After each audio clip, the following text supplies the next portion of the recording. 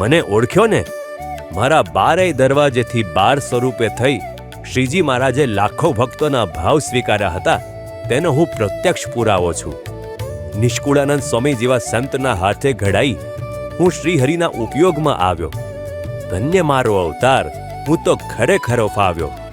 અને આવો દિવ્ય લાભ મને જ મળ્યો હતો એવું નથી, તમને પણ મળ્યો છે.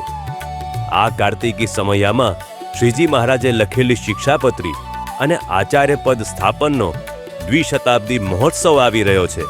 એમાં સર્વે વાલા ભક્તો વહેલા આવી જજો અને મહોત્સવની સેવામાં આવી વાલા હરિકૃષ્ણ મહારાજના ઉપયોગમાં આવી જશો અને સંતોની કથા વાર્તા સાંભળી મહારાજને ગમે તેવું જીવન ઘડશો તો નક્કી અક્ષરધામમાં ચડશો.